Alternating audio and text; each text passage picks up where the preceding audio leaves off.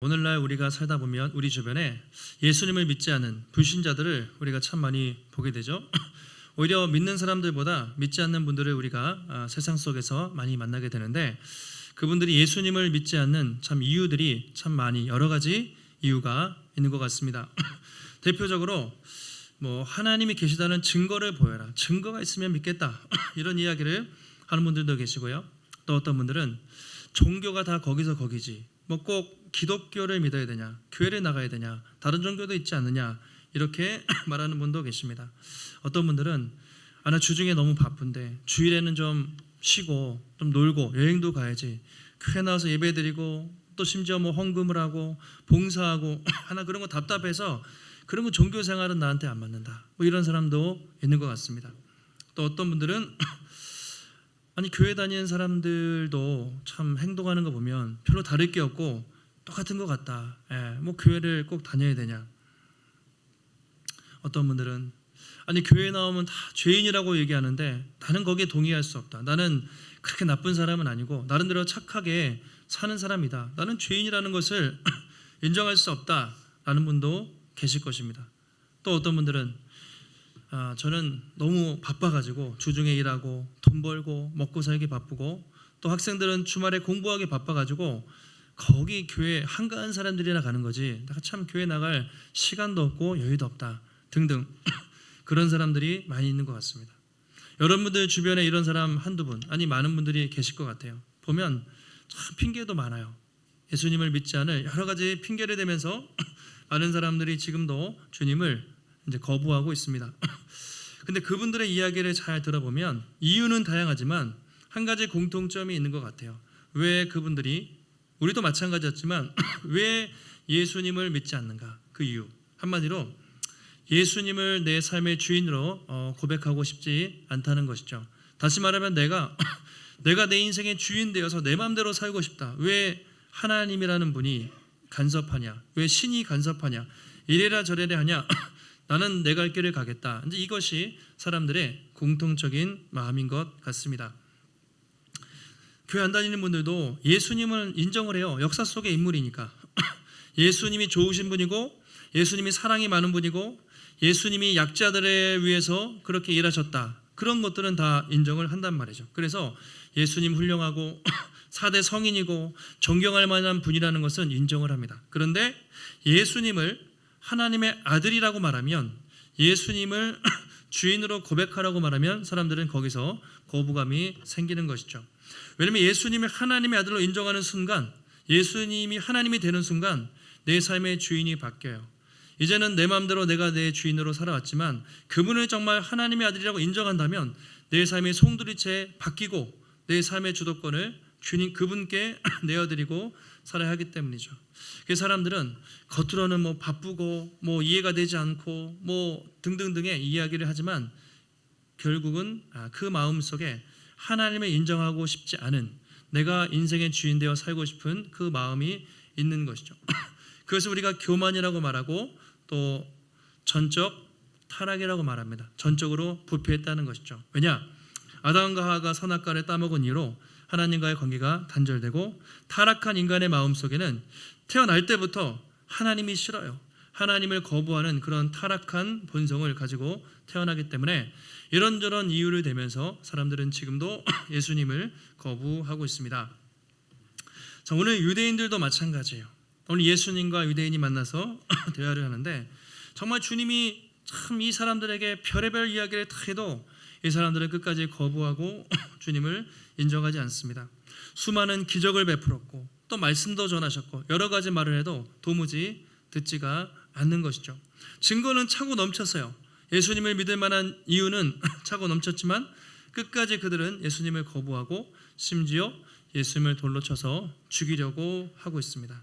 자, 오늘 말씀을 보면서 근본적으로 왜 인간은 하나님을 믿지 않을까? 그 이유가 무엇인가? 예수님은 과연 그렇다면 누구신가? 또 우리는 어떻게 그분을 믿게 되었고 그분을 앞으로 어떻게 믿어야 되는가? 오늘 말씀을 통해서 함께 살펴보도록 하겠습니다. 앞에는 요한복음 10장은 선한 목자 예수님에 대한 이야기죠. 그래서 나는 선한 목자요 목숨을 버리는 목자다. 그리고 사꾼들이 있다. 거짓 거짓 목자들이 있기 때문에 그들을 주의하라 그렇게 말씀을 하셨습니다. 길게 이제 설교를 하셨는데 그때 반응이 뭐냐면 두 가지로 갈라졌어요. 한쪽에서는 저 사람 미친 사람이다, 정신병자다, 도저히 말도 안 되는 소리를 한다, 이런 사람이 있는 반면에 한쪽에서는 야, 이것은 하나님이 보내신 사람이 아니면 불가능하다, 하나님이 보낸 특별한 사람이다 라고 반응을 했습니다. 자, 그 후에 얼마 지나서 수전절이 되었어요. 오늘 말씀의 배경인데요, 그 22절에 보시면 예루살렘에 수전절이 되었다, 때는 겨울이다. 자, 수전절은 좀 익숙하지 않으시죠? 구약 성경에 유월절 또는 무교절, 칠칠절, 초막절, 장막절 많이 들어보셨을 거예요. 구약의 성경에 나오는 절기인데 수전절은 성경에는 나오지 않는 절기입니다. 자, 신구약 중간기 배경인데요. 그러니까 말라기가 끝나고 구약 성경이 끝나죠. 그러면서 예수님이 오시기 전까지가 신약과 구약, 신구약 중간기라고 말합니다. 그때 역사적으로는 알렉산더 대왕이, 마케도니아 알렉산더 대왕이 전 세계를, 그 유럽 지역을 통치하고 있었는데 그의 후계자들이 이제 이스라엘을 점령하고 있었어요.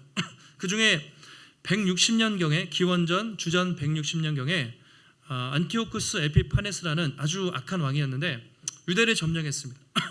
예루살렘을 점령해서 어떤 일을 행했냐면, 이스라엘 사람들이 가장 그래도 중요하게 여겼던 게 성전이잖아요. 성전에 제우스 신전을 세웠어요. 제우스 신전을 세우고 돼지의 피를 막 뿌리기 시작했습니다. 그러니까 유대인들은 성전은 건드리면 안 돼요. 정말 자기 목숨과도 중요한데 그 성전에다가 제우스의 신전을 세우고 유대인들이 가장 더럽게 생각했던 게, 부정하게 생각했던 게 돼지였습니다. 돼지고기도 안 먹고 구약 성경에 제사를 지낼 때 돼지 피는 절대로 뿌리지 않잖아요. 양이나 염소나 소. 그런데 돼지 피를 막 뿌리면서 성전에 막 모독을 했던 거예요. 유대인들이 너무나 열받아가지고 제사장들이 들고 일어났습니다. 그래서 마카비라는 사람 중심으로 혁명을 일으켜서 그 사람을 물리쳤어요. 그래서 성전을 회복한 날, 수전절, 성전 봉헌한 날, 또는 민족의 기념일이라고도 생각할 정도로 수전절이 성경에는 나오지 않지만 이스라엘 백성들에게는 아주 중요한 절기였습니다. 그러니까 바로 그 수전절에 예수님이 성전에 딱 들어가신 거예요. 그러니까 의미가 있는 것이죠. 그런데 아니나 다를까 유대인들이 또 시비를 겁니다. 딱 둘러싸요. 예수님을 성전에서 둘러싸가지고 이렇게 말합니다. 도대체 당신 정체성이 뭐냐? 뭐 하는 사람이냐? 알면서 다시 물어봐요. 당신 그리스도냐? 왜 우리 이렇게 힘들게 하냐? 당신의 정체성이 뭔지 말하라. 이렇게 유대인들이 예수님을 둘러싸게 됩니다. 예수님이 계속 설명을 하세요. 근데 안 듣잖아요. 그러면서 너희들이 나를 믿지 않는 이유는 내 양이 아니기 때문이야. 내가 그렇게 많은 기적을 베풀고 많은 말씀을 전해도 끝까지 믿지 않잖아. 그 이유는 너희들이 내가 택한 양이 아니기 때문이다. 그렇게 말씀하십니다. 그리고 30절에 너무나 충격적인 말씀을 하시죠. 유대인들은 정말 이 말을 듣고 나 자빠지게 되죠. 나와 아버지는 하나다. 나와 하나님은 하나다. 다시 말하면 내가 하나님의 아들이다. 내가 곧 하나님이다. 이런 얘기를 예수님이 하신 거예요. 이거 유대인들이 도무지 받아들일 수 없는 충격적인 말입니다. 왜냐하면 유대인들은 하나님 하면 어떤 분입니까? 너무나 거룩하고 두려우신 분이죠. 그래서 하나님의 이름을 부를 수가 없었어요.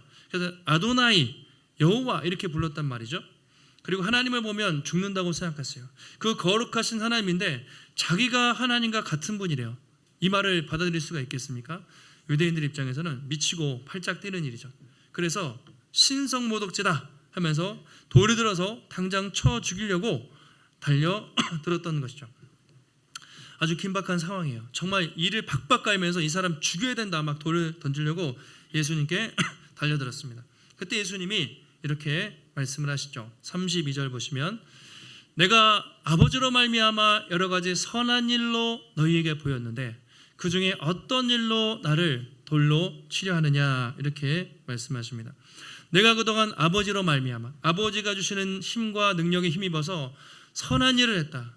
즉 눈먼 자를 눈뜨게 하고 또 가난한 자에게 복음을 전하고 못 듣는 자에게 듣게 하고 죽은 자를 살리고 귀신을 내쫓고 수많은 일들을 했는데 내가 도대체 뭘 잘못했냐? 왜 나를 돌로 쳐서 죽이려고 하냐? 나는 선한 일을 했다라고 주님이 말씀하십니다. 그래서 유대인들이 반박해요. 33절에 이렇게 한번 말씀합니다. 같이 한번 읽어보실까요? 유대인들이 대답하되 선한 일로 말미암아 우리가 너를 돌로 치려는 것이 아니라 신성모독으로 인함이니 내가 사람이 되어 자칭 하나님이라 함이로다. 아멘. 그래, 유대인들이 인정을 해요. 당신 선한이란 거 인정. 왜냐하면 부인할 수가 없잖아요. 예수님이 수많은 병자를 고치고 기적을 베푸는 놀라운 일들을 행하셨어요. 그 선한 일 때문에 그런 게 아니다. 그걸로 죽이려는 게 아니야. 신성모독 때문에 그런 것이다. 네가 감히 사람인 주제에 자칭 하나님이라 어디에 떠드느냐. 너는 돌에 맞아 죽어야 된다라고 유대인들이 그렇게 말하는 것이죠. 여기서 중요한 것이 신성모독죄입니다. 자칭, 그들이 볼 때는 자칭 하나님이라고 여겼던 거예요. 너 사람인데 사람이잖아. 그런데 어떻게 감히 그 입술로 하나님이라고 말할 수 있냐. 너는 돌에 맞아 죽어 마땅하다. 그렇게 말하는 것이죠. 도대체 그 유대인들은 왜 이렇게 예수님을 죽이려고 했을까요?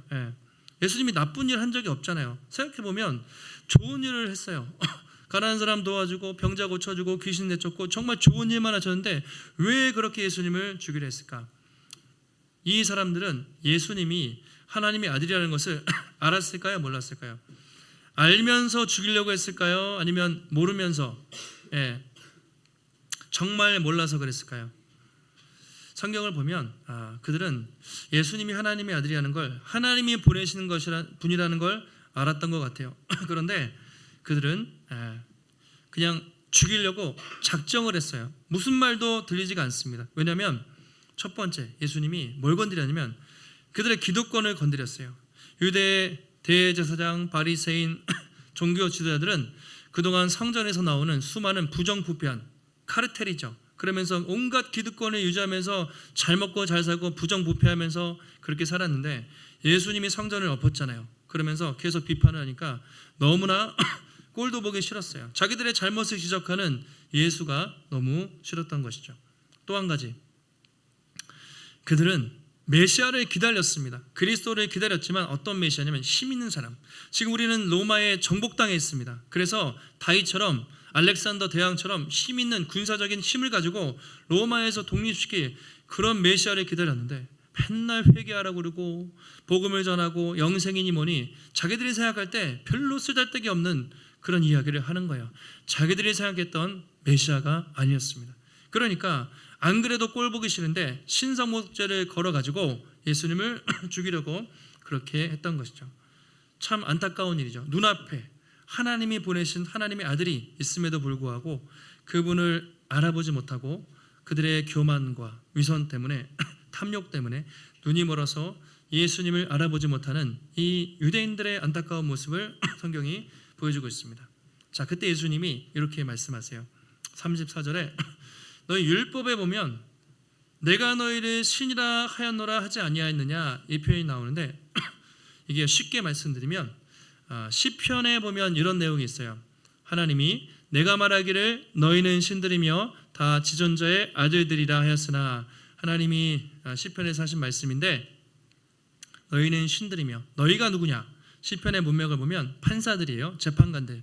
그러니까 하나님의 말씀을 받아서 재판하는 그런 재판관들인데 하나님이 그들을 뭐라고 했습니까? 너희는 신들. 그러니까 하나님이 아니라 신적 존재들, 지존자의 아들. 하나님이 높여준 거예요. 그러니까 하나님의 말씀을 받아서 하나님의 일을 하는 판사들, 재판관들도 신이라고 불렀다면 나는 정말 하나님이 보낸 진짜 하나님의 아들이 맞는데 왜 내가 하나님의 아들이라는 것을 말한다고 너희가 나를 돌로 치려 하느냐. 그렇게 말씀을 하신 것이죠. 너희는 계속 나를 공격하고 나를 부정하지만 나는 정말 하나님께서 이 땅에 보내신 하나님의 아들이 맞다. 그래서 내가 하나님의 아들이라고 주장하는 것은 합당하다. 나는 신성모독을 한 적이 없다. 너희들이 잘못 보고 있다라고 주님이 말씀을 하십니다. 자, 예수님과 유대인들의 대화를 한번 잘 보시면 참 어떻습니까? 이 사람들은 귀가 닫혀 있는 것 같아요. 무슨 얘기를 해도 믿을 생각이 없고 어떤 이런저런 핑계를 대서 예수님을 거부하는 모습을 볼 수가 있습니다. 자, 과거나 오늘이나 동일해요. 예수님 믿지 않는 사람들은 마음은 동일합니다. 요즘 사람들은 좀 젠틀해서 예수님을 향해서 막 욕하고 뭐 교회 다니는 사람들 막 대놓고 욕하진 않지만 마음속으로 주님을 거부해요. 마음속으로 주님을 향해 비난의 돌을 던지고 있습니다. 자, 예수님을 믿지 않는 이 시대 정신들, 가치관, 세계관들 여러 개가 있죠. 상대주의. 네, 상대주의가 뭡니까? 모든 진리는 상대적이다. 절대적인 건 없어요. 하나만 진리라는 건 없다. 이게 포스트 모던 이 시대의 정신이잖아요. 다 이것도 맞고 불교도 맞고 천주교도 맞고 힌두교도 맞고 다 각자의 종교가 있으니까 기독교만 예수님만 진리라고 말한 건 다 잘못했다라고 말하죠. 상대주의. 또 과학주의. 합리적인 이성적인 사람들 MBTI, T, 그쵸? 생각 그런 사람들은 어떻습니까? 눈으로 보고 증명이 돼야지. 과학적이지 않으면 믿질 않아요. 증거를 대봐라. 그렇죠? 상식적으로 합리적으로 납득되지 않으면 기독교에서 말하는 기적은 다 신화다, 거짓말이다 이렇게 주장을 합니다. 또 인본주의. 이것도 무서운데 인본주의라는 건 신의 존재를 부정하는 거예요. 그러니까 인간, 내가 내 인생의 주인이야. 당연하죠. 내가 내 마음대로 내가 이렇게 살든 저렇게 살든 죄를 짓든 말든 내가 주인인데 하나님의 존재를 부정합니다. 그리고 인간 스스로 구원받을 수 있다고 생각해요. 인간이 노력하고 착하게 살면 그 선행으로 구원받을 수 있다고 생각하는 모든 사상들 인본주의. 대부분의 많은 종교들이죠. 쾌락주의. 현재를 즐겨라. 지금 현재를. 죽어서 지옥 같은 거 없다. 말도 안 된다. 천국도 없고 지옥도 없으니까 그냥 즐기며 살다가 죽으면 그만이다. 현재를 즐겨라. 쾌락주의. 그래서 오늘날 많은 사람들이 이런저런 이유로 주님을 믿지 않죠. 그러면서 자기 자신이 주인 되어서 또 세상의 헛된 그것이 돈이든 명예든 또는 쾌락이든 성공이든 자기가 원하는 것을 찾아 각자 그렇게 살아가고 있습니다. 바로 이런 것들이 오늘 예수님을 믿지 않는 여러 가지 세계관, 가치관들이라고 할 수 있습니다. 아마 주변에 떠오르는 분들이 많이 계실 거예요. 우리 집안에 예수님 믿지 않고 이런저런 핑계를 대는. 아니 과거에 우리의 모습도 그랬을 수 있습니다. 과거에 우리도 그런 생각에 빠졌던 적들이 있을 수 있죠. 그리고 지금도 우리는 예수님을 믿으면서 그런 잘못된 세계관에 물들어 가고 있을지도 몰라요. 세상 살면 그런 얘기를 들으니까. 그래서 우리가 계속 성경을 통해서 정말 예수님이 어떤 분인가, 주님을 어떤 분이신지 제대로 알고 믿고 신앙생활하는 것이 중요하다고 할 수 있습니다. 자, 이제 예수님과 대화가 계속돼요. 예수님은 계속 말씀 전하시고 유대인들은 계속 안 믿으려고 하고 그때 37절에 주님이 이렇게 말씀을 하십니다. 만일 너희들이 나를 그렇게 안 믿는데 내가 내 아버지의 일을 행하는 것이 아니면 그래 나를 믿지 말라. 그러나 38절 같이 한번 읽어보실까요? 내가 행하거든 나를 믿지 아니할지라도 그 일은 믿으라. 그러면 너희가 아버지께서 내 안에 계시고 내가 아버지 안에 있음을 깨달아 알리라 하시니. 자, 너희가 내 말을 그렇게 못 믿겠냐? 내가 별의별 말을 해도 다 안 믿는데 좋다. 그러면 내 말은 못 믿어도 내가 한 일을 보고 나를 믿으라. 이렇게 얘기하시는 거예요. 내가 한 일이 무엇입니까? 계속 말씀드렸던 요한복음에도 나오는 38년 된 병자를 고치시고 귀신을 쫓고 뒤에 나사로를 또 살리시잖아요. 그리고 수많은 사람들을 또 회복시키셨던 그 일들을 보고 내가 누구인지 나를 믿으라. 내 말을 못 믿겠거든 내가 한 일은 부정할 수 없지 않냐. 그걸 보고 내가 누구인지 믿으라. 주님이 그렇게 이야기를 하고 있습니다. 계속해서 안 듣고 주님은 계속해서 설득하시는 거예요. 복음을 전하고 있습니다. 주님의 마음이 어떠셨을까요? 이렇게 고집을 꺾지 않고 꽉 막혀있는 이런 사람들을 보면서 참 얼마나 안타까우셨을까. 근데 참 희한한 게 그런 생각이 들었어요. 야, 그럼에도 불구하고 예수님은 이 싸가지 없는 이 정말 교만 덩어리, 지금으로 말하면 여기 있는 유대인들은 최고의 명문대에 강남에 최고의 부와 명예가 누리고 있는 엘리트층들이에요. 예루살렘에는 그런 사람들, 귓등에도 듣지 않는 그런 사람들에게도 계속 복음을 전하신단 말이죠. 저는 이것을 보면서 예전에 저는 예수님이 유대인들은 싫어하시는 줄 알았어요. 싫어해서 이렇게 저주하시는 줄 알았는데 주님은 이들도 사랑하세요. 그래서 이 중에 한 사람이라도 이 완악하고 고집센 유대 지도자들 중에서도 한 명이라도 예수 믿고 돌아오게 하기 위해서 주님은 상대를 해주세요. 복음을 전하세요. 그리고 나중에 니고데모라든가 몇몇 바리새인들이 예수님을 믿게 됩니다. 끝까지 이제 복음을 전하시는데 결론은요, 말귀를 알아듣지 못합니다. 예수님을 끝까지 거부합니다. 39절에 보시면 그들이 다시 예수를 잡고자 했지만 그 손에서 벗어갔다. 결론은 이거예요. 결론은 죽어야 돼. 돌을 또 들려고 딱 했는데 예수님이 어떻게 했습니까? 손에서 벗어나서 나가셨다. 아직 하나님의 때가 아니었습니다. 아직 십자가에 죽으실 때가 아니어서 예수님은 유유히 사람들을 물리치고 성전 밖을 향해 나가신 것이죠. 그리고 오늘 읽지 않았지만 40절 이하에 예수님이 어디로 가셨냐면 요단강가로 가셨어요. 세례 요한이 처음 세례 줬던 그 시골 갔는데 거기서 희한하게 수많은 사람들이 예수님을 믿었다라고 성경이 말하고 있습니다. 그리하여 거기서 많은 사람이 예수님을 믿으니라. 예루살렘 성전에서 그렇게 오래 계시고 별 복음을 다 전해도 잘 안 믿었잖아요. 그런데 요단강가에, 거기는요 지금으로 말하면 좀 못 배우신 분들, 학력이 좀 약하신 분들, 또는 이방인들, 막 그런 사람들이란 말이죠. 근데 거기서 수많은 사람들이 믿었다라고 그렇게 말하고 있습니다. 예수님은 동일한 복음을 전하셨어요. 예루살렘에서는 먹히지가 않았습니다. 그들의 교만함 때문에. 그러나 요단강가에서 수많은 사람들은 예수님을 믿고 돌아오는 것을 보게 됩니다. 이것이 참 아이러니하죠. 동일한 말씀을 들어도 누구는 믿고 구원받고 누구는 거절하고 그런 모습들이 나타납니다.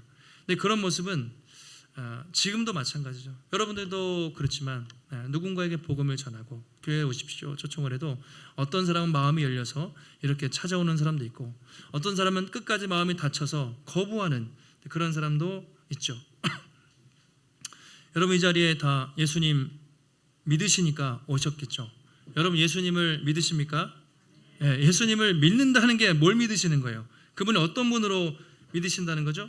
예수님을 하나님의 아들로, 내 삶의 주인, 내 삶의 구세주로 믿는다는 것이죠. 그럼 여러분 예수님을 어떻게 믿게 되셨습니까? 여러분이 믿으셨습니까? 물론 우리는 저 모태신앙인데요, 어릴 때부터 부모님 따라서 교회 다녔어요. 저는 초등학교 때, 중학교 때 친구 따라서 또는 친척을 따라서, 이웃 따라서 예수님 믿었어요. 저는 인생에 이러저런 일이 있어서 아니면 스스로 찾아서 예수님을 믿게 되었어요 라고 말할 수 있겠지만 결국 우리가 예수님을 믿게 된 것은 우리가 믿었다기보다는 하나님이 우리를 선택하셨기 때문이죠. 믿음은 선물이에요. 아무리 생각해도 내가 믿었다고 하기에는 물론 증거는 많지만 그게 합리적으로 설명이 됩니까? 예수님을 여러분 보셨습니까? 주님의 음성을 들으셨습니까? 그렇지 않아도 우리 말씀을 통해서 그가 하나님의 아들이시고 우리의 주인이라는 것을 믿어 고백합니다. 그것은 믿어지는 것이고, 그래서 믿음은 하나님의 선물이라고 말하는 것이죠. 그래서 우리의 구원은 전적으로 하나님의 은혜고 우리가 자랑할 것이 없어요. 참 신기한 일이에요. 그래서 우리가 예수 믿지 않는 사람들을 볼 때 우리가 저들을 판단할 수가 없습니다. 우리도 동일한 사람이었고 이유 없이 값없이 우리를 택해 주셨어요. 근데 저 믿지 않는 분들도 아직 누가 택했는지 우리는 모르기 때문에 계속해서 우리는 복음을 전하는 것이죠. 그의 눈이 열리고 마음이 열려서 그들도 예수님 믿고 돌아올 수 있도록 우리는 긍휼한 마음을 가지고 복음을 전하는 것이죠. 성경에 우리가 예수님이 하나님의 아들인가, 우리가 어떻게 복음을 전해야 되는가, 그것이 중요하죠. 여러분은 어떻게 나름대로 정리하고 계십니까? 복음 전도할 때 우리가 좀 변증이라고도 말할 수 있는데 몇 가지를 제가 간단히 한번 정리해 보면, 예수님이 왜 하나님의 아들일 수밖에 없는가? 왜 우리는 그분을, 모든 사람들은 그분을 믿어야 되는가? 첫 번째는 성경적인 근거가 있습니다. 성경에 오늘도 마찬가지로 예수님이 행하신 수많은 기적과 표적들이 있습니다. 이런 것들은 결코 사람이 행할 수 없는 놀라운 기적들이죠. 또 구약 성경이 있어요. 성경의 저자가 수많은 사람들이고 1000년 이상 성경이 기록됐는데 구약 성경에 예언된 수많은 말씀들이 완벽하게 이렇게 맞는 책은 없습니다. 이것은 사람이 쓴 책이라고 말할 수가 없죠. 또 예수님이 오늘 자신을 뭐라고 했습니까? 나는 선지자야, 또는 나는 좋은 선생님이야, 이렇게 말하지 않고 나는 하나님의 아들이라고 말했잖아요. 하나님이라고 스스로 말씀하신 거예요. 만약에 그 말이 사실이라면 셋 중에 하나입니다. C.S. 루이스가 이렇게 얘기했죠. 예수님이 자신을 하나님의 아들이라고 주장했다면 논리적으로 그가 정말 하나님의 아들이든지 그는 거짓말장이든지 그는 미친 사람, 셋 중에 하나일 것이다. 선택을 해야 되는 거예요. 예수님은 그냥 좋은 분, 이건 있을 수 없어요. 진짜 완전히 거짓말장이든지 아니면 정신병자, 2000년 전에 어떤 정신병자가 활동을 했든지 아니면 정말 그분이야말로 하나님이 보내신 하나님의 아들임을 인정해야 할 것이다. 이렇게 이야기합니다. 우리는 그래서 그분을 하나님의 아들로 믿죠. 또 역사적인 증거, 부활이요. 예수님이 십자가에서 죽으셨지만 그가 부활하셨습니다.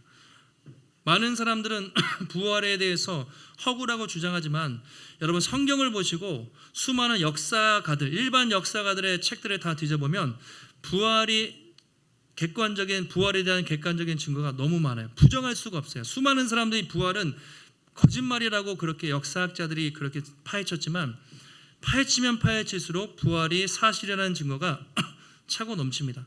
만약에 그 부활이 사실이라면 그 인간이 아니죠. 하나님의 아들이라고밖에 할 수가 없죠. 또 초대교회 얼마나 박해가 심했습니까? 네로부터 시작해서 로마 황제, 로마 시대 기독교를 완전히 없애버리려고 2000년 역사 동안 수많은 사람들이 기독교를 핍박했는데 교회는 어떻게 됐습니까? 무너지지 않았죠. 그리고 2000년 뒤에 이렇게 많은 사람들이 예수 믿고 우리도 예수 믿고 지금도 교회가 이렇게 많은 것을 보면 이것은 하나님의 살아계시다라고 말할 수밖에 없는 것이죠. 또 중요한 게 뭐 있습니까? 간증이요. 여러분의 경험. 누군가에게 복음을 전한다면 성경 이야기도 하고 역사 얘기도 할 수 있지만 내가 예수 믿고 변화되었다. 그 얘기를 우리는 하는 것이죠. 예전에 예수 믿기 전에는 내가 참 소망도 없고 불안하고 우울하고 참 그랬는데 예수님을 믿고 내 삶이 변화되고 인생의 목적을 찾고 방향을 찾고 내 삶에 생기가 돋습니다. 예전에는 내가 참 성격도 안 좋고 까칠하고 내가 참 그런 사람이었지만 이제는 조금씩 예수님의 온유한 성품을 닮아가고 겸손을 닮아가며 내가 변화되고 있습니다. 우리는 부족하지만 간증할 수 있어요. 내가 예수 믿고 변화됐고 지금도 변화되고 있습니다. 당신도 예수님을 믿으라고 말할 수가 있는 것이죠. 자, 이 모든 것들이 예수님이 살아계신 증거예요. 사실은 조금만 관심을 가지면 예수님이 살아계신 증거, 기독교 복음이 진리라는 증거는 차고도 넘칩니다. 그런데도 사람들은 안 믿네요. 그게 참 어려운 거예요. 그게 인간의 죄성이에요. 그럼에도 불구하고 오늘날 많은 사람들은 예수님을 주인으로 고백하기보다는 내가 주인으로 살고 있습니다. 그래서 오늘 이 유대인들의 이 이야기는 오늘 이 땅을 살아가는 우리의 모습, 그리고 예수님을 믿지 않는 우리 이웃들의 모습이라고 할 수 있어요. 여전히 하나님을 거부하고 하나님의 통치를 거부하고 우리 멋대로 살아가는 모습들이죠. 놀라운 반전은 무엇인가? 주님이 바로 그런 유대인들과 바로 그런 저와 여러분들을 위해서 십자가에서 죽으셨다는 것이죠. 주님이 이 땅에 계실 때 수많은 기적들을 베푸시고 죽은 자도 살리고 많은 기적들을 베푸셨지만 예수님이 행하신 기적 중에 가장 큰 기적은 무엇인가? 바로 그분께서 자신을 향해 돌을 던지는 수많은 유대인들을 대신해서 십자가에서 죽으신 것이고, 마찬가지로 우리가 아직 죄인 되었을 때 우리 위하여 죽으심으로 하나님께서 우리 얼마나 사랑하시는지 확증해 보이셨다, 그렇게 말하죠.